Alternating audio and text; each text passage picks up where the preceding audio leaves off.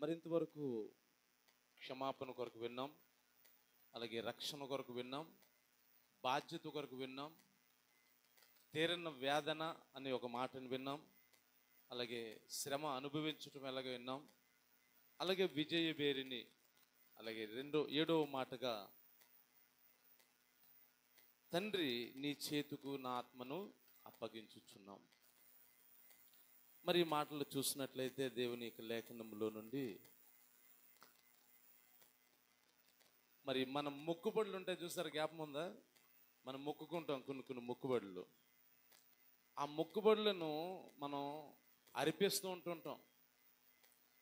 ఈ కార్యం జరిగితే నేను మొక్కుబడులు చెల్లించుకుంటాను, ఇది జరిగితే నేను చెల్లించుకుంటాను, లేక నేను ఉన్నతమైన స్థితిలో ఉంటే ఇది చెల్లించుకుంటాను అని మనం అనేకమైనవి మనం ఏం చేస్తామంటే అన్నీ అర్పిస్తాం, అన్నీ అర్పించడానికి సిద్ధంగా ఉంటాం. కానీ ఇక్కడ దేవుని లేఖనములో నుండి ఒక మాట చూద్దాం. అపొస్తలుల కార్యములు 7వ అధ్యాయము 59లో భక్తుడైన స్తెఫను ప్రభువైన యేసు ప్రభువారిని గూర్చి సువార్తను ప్రకటించినప్పుడు ఆయన ఏం చేస్తాడంటే, యేసు ప్రభువారు సువార్తను ప్రకటించినప్పుడు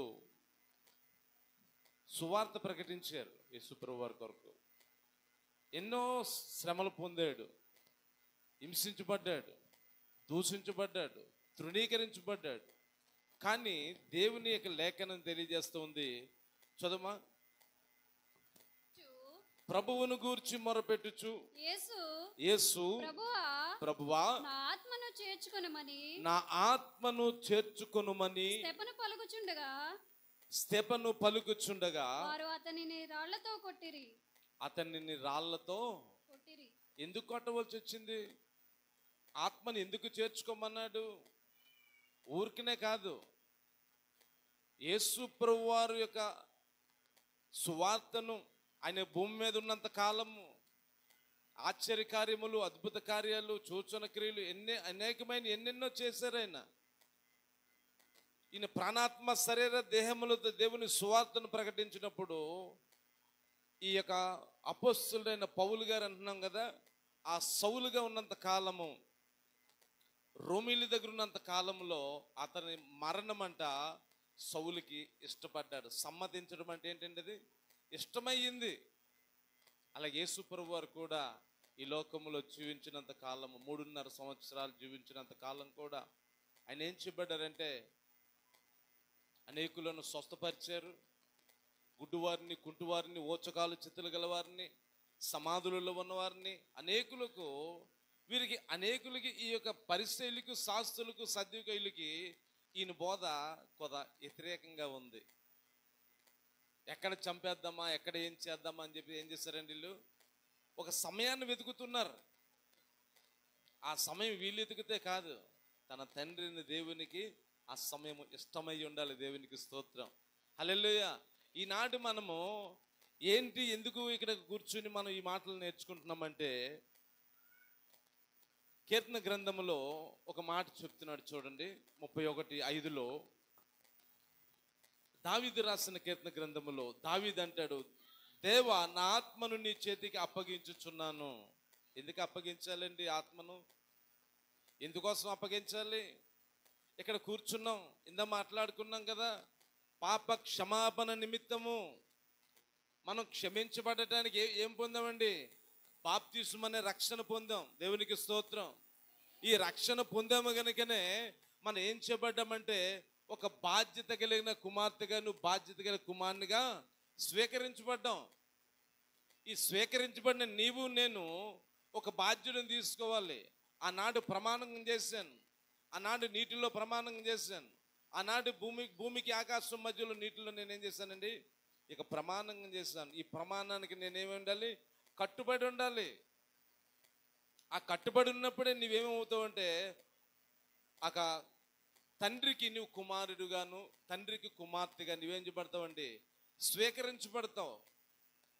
అప్పుడే నీకు ఒక బాధ్యత ఉంటుంది. నేను ప్రార్థనకి వెళ్ళాలి, నేను సన్నిధిలో కనిపించాలి, ఉపవాసం ఉండాలి, ప్రార్థన చేయాలి, కుటుంబం కొరకు, బిడ్డల కొరకు అని మనం ఏం చేస్తాం, ఒక బాధ్యత ఉంటుంది. నీవు రక్షణ పొందితే సుఖం కాదండి. నీవుగా సన్నిధికి వస్తే కాదు, కుటుంబం అంతా దేవుని సన్నిధికి రావాలని మనం చేస్తూ ఉన్నాం.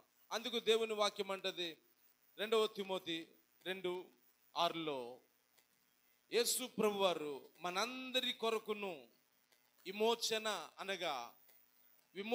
అనగా మన పాపముల నుండి, శాపముల నుండి, దోషము నుండి మనలను విమోక్షించాడు, విడుదలనిచ్చాడు. ఆయన విడిపించడానికి వచ్చాడు. అందుకని కింద వాక్యంలో చెప్పబడుతుంది, మన పాపముల కొరకు ఆయన శరీరమును ప్రాణమును తనకు తానుగా సమర్పించుకున్నాడు. దేవునికి స్తోత్రం. ఏం చేశాడండి? మన పాపముల నిమిత్తము నీ కొరకు, నా కొరకు, మనందరి కొరకు చనిపోవలసిన కారణం ఏంటంటే, నువ్వు దోషములో ఉన్నావని, నువ్వు పాపములో ఉన్నావని, నువ్వు అపవిత్రతలో ఉన్నావని, నువ్వు బుద్ధిహీనురాలుగా ఉన్నావని, నువ్వు బుద్ధిహీనులేనివాడిగా ఉన్నావని దేవుడైన ప్రభు అయిన యేసుక్రీస్తు వారు మన పాపముల కొరకు ఆయన శరీరమును సమర్పించాడు. దేవునికి స్తోత్రం. ఏంటి సమర్పించడం? దున్నబడింది అని శరీరం. ఏమండి, ఒక ముళ్ళు ఇందాక చెప్పుకున్నాం కదా, పాప చెప్పింది ఏమండి, ఒక ముళ్ళు కాళ్ళలో గుచ్చుకుంటే నోట్లంటే ఏమొస్తుంది? అమ్మా అని పలుకుతాం. మరి ఆ శరీరం అంతా దున్నబడుతున్నప్పుడు ఆయన ఒక మాట అయినా పలకలేదు, ఒక మాట అయినా బదులు చెప్పలేదు. ఆయన శరీరము సమర్పించుకున్నాడు దేవునికి. అదే రీతిగా తన ఆత్మను, తన ప్రాణమును, అంటే ప్రాణమనగా రక్తమును కూడా ఏం చేశాడండి? సమర్పించుకున్నాడు. అలాగే తన ఆత్మను కూడా ఏం చేశాడండి? ఆయన సమర్పించుకున్నాడు. మరి ఇక్కడ కూర్చున్న మనము ప్రతి ఈస్టర్కి, ప్రతి గుడ్ ఫ్రైడేకి, లేదా ప్రతి ఆదివారము, ప్రతి శనివారము, ప్రతి ఒక్క ప్రభురాతి మరి సంపూర్ణ రాత్రిలో కూడుకుంటున్నాం కదా. ఏది సమర్పించుకోవడానికి వచ్చాము ఇక్కడికి? దేని ద్వారా సమర్పించబడటానికి వచ్చాం? నువ్వు దేని ద్వారా తనకి ఇష్టమైన కుమారుడిగా, నువ్వు ఇష్టమైన కుమార్తెగా నిన్ను చూడాలని ఆశపడుతున్నాడు ఆయన. అంటే దేవుని వాక్యంలో మరి ఇంకో మాట చూద్దాం. అందుకు తన ప్రాణము క్రయధనముగా పెట్టాడండి. నీ పాపముల కొరకు, నా పాపముల కొరకు, నీ దోషముల కొరకు, నా దోషముల కొరకు, నీ అపవిత్రత కొరకు, నా అపవిత్రత కొరకు ఆయన ఏం చేశాడండి?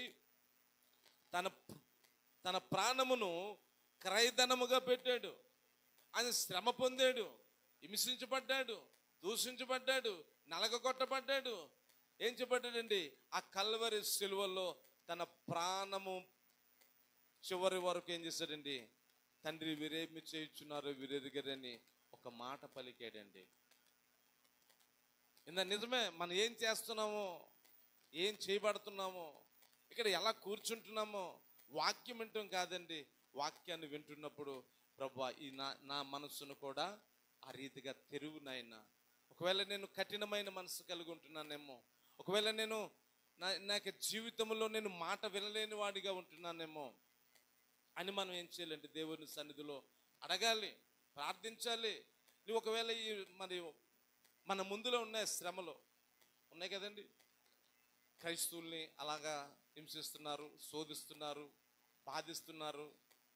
మరి అదే రాకడ, అదే శిక్ష మన మందిరంలోకి వస్తే ఎంతమంది నిలబడతామండి?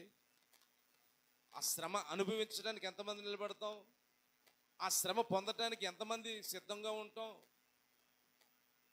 అది నేర్చుకోవాలి. ప్రభువా నీవు వచ్చేటప్పుడు నేను ఎత్తపడతాం, అది గొప్పతనం కాదు. నేను సిద్ధముగా ఉన్నానా లేదా? నా ఆత్మ నీ కొరకు సిద్ధంగా ఉందా లేదా? ఈ శరీరం ఎప్పుడు మట్టి అయిపోతుంది, ఈ శరీరం ఎప్పుడు మట్టి అయిపోతుంది. దేవుని ఆత్మను చూసారా? అది పరిశుద్ధమైన ఆత్మ. అది ఆత్మను మనం ఏం చేయాలండి? దేవుని దగ్గరికి మనం ఏం చేయాలి? ఆయన సన్నిధికి వెళ్ళాలి. అందుకే 3వ మాటలు అంటాడు కదా, నీవు నాతో కూడా వచ్చినప్పుడు. ఏంటి చూడండి ఒక మాట, నీవు నాతో కూడా పరదేశంలో వచ్చినప్పుడు. ఎక్కడండి? పరదేశం నుంచి వచ్చినప్పుడు. ఆయన రాజ్యం ఉందని ఒక దొంగకి తెలుసు. ఆ రాజ్యంలో సుఖం ఉందని తెలుసు దొంగకి. ఆ రాజ్యంలో సంతోషం అని తెలుసు. ఆ రాజ్యంలో నెమ్మది అని తెలుసు. మనకు మాత్రం తెలీదు, మనం మాత్రం వినం. ఎందుకంటే ఇక్కడ వింటాం, ఆ గేటు దాటిందా దొరిలేస్తాం. అలా చెప్పట్లేదు యేసుప్రభు వారు. నా ఆత్మను, నా ప్రాణమును, నా శరీరమును ఎక్కడండి, మీ కొరకు, మన కుటుంబముల కొరకు, పాపముల కొరకు, దోషముల కొరకు, అపవిత్రత కొరకు, మీ కొరకు నా శరీరం ఏం చెప్పబడింది, దున్నబడింది. కనుక మీరేం చేసండి, నా వైపు చూచి రక్షణ పొందమని దేవుని వాక్యం సెలవిస్తూ ఉంది. అందుకే దేవుని వాక్యము ఏమన్నదండి, చదువుమా 2:6. అదే తిమోతి, మొదటి తిమోతి.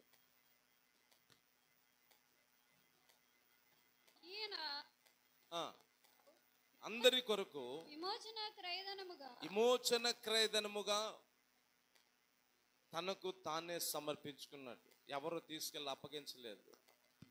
ఇస్కరియోతు యోధకు దేవుని యొక్క ఒక సంకల్పం ఉంది కనుక ఇస్కరియోతు యోధ ఏం చెప్పాడంటే, ఆనాడు 30 నాణేలకి యేసు ప్రభువుని అమ్మటం జరిగింది. అది జరగని దాన్ని బట్టి ఈనాడు మనం రక్షించబడ్డాం. దేవునికి స్తోత్రం. పాపము నుండి విడిపించబడ్డాం, దోషము నుండి విడిపించబడ్డాం, అపవిత్రత నుండి విడిపించబడ్డాం, శ్రమల నుండి విడిపించబడ్డాం, వ్యాధుల నుండి విడిపించబడ్డాం, సంకటముల నుండి విడిపించబడ్డాం.